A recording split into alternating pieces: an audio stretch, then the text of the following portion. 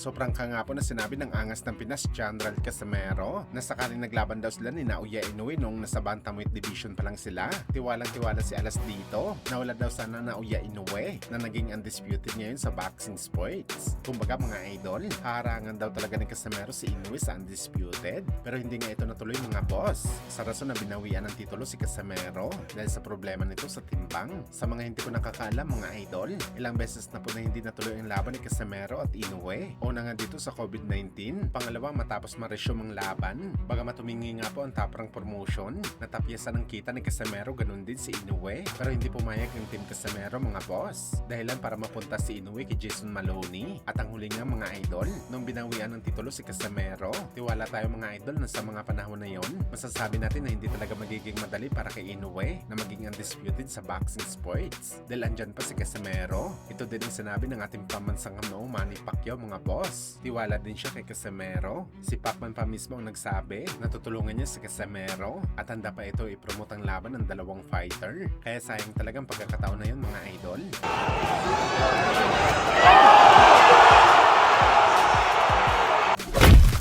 Samantala speaking kay Casimero mga idol, pinakita naman po ni Alas na nagpapatibok ng kanyang puso ngayon. Na-reveal ni Casimero mga idol ang bago nitong kasangga na babae sa kanyang buhay sa pamamagitan ng matamis na halik sa social media. Aba, asahan natin mga boss na mas matinding Casimero pa makikita natin sa kanyang next fight. Lalo pa meron na itong inspirasyon sa kanyang laban. Sa ngayon mga idol, wala pang update sa next na laban ni Casimero. Sa mga nagsasabi naman na sa buwan ng September ito babalik sa bakbakan, mukhang malabo na ito mangyari mga boss. Dahil August pa lang ngayon, hindi pa nag-uumpisa si Alas mag-training. Malamang December na ang laban nito. Pero mag-expect tayo na dadayo si Casimero sa bansang Japan para panoorin ang laban ni Hernandez at Kamida dahil ang mananalo sa bakbakan na to.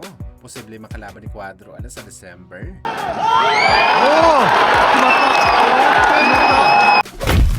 Sa kabilang banda naman mga boss, matapos nga pong hindi magandang balita para kay Manny Pacquiao dahil ang target na laban nito kalaban ng IBF champion na si Liam Paro, pinag-uusapan ang laban sa unification fight kalaban sa Devin Haney. Para sa ngayon mga idol, sa kakapasok lang po na balita, hindi na daw matutuloy ang posibleng laban ni Paro at Devin Haney dahil kailangan daw muna depensahan ni Haney Boy ang kanyang WBO title kontra kay Jack Catterall na mandatory sa titulo ni Haney. Kaya ibig sabihin nito mga idol, malaki pa rin ang tsansa ni Pacman na mapalaban sa title fight kalaban ng IBF champion na si Liam Paro. Abangan natin mga idol ang mga pasabog ni Pacman. Naniniwala tayo mga boss na hindi kukuha si Pacman ng pipitsugin na laban kung babalik man si Boss Manny sa ibabaw ng boxing ring. Sigurado tayo mga idol na bigatin na laban ito kalaban sa malakas.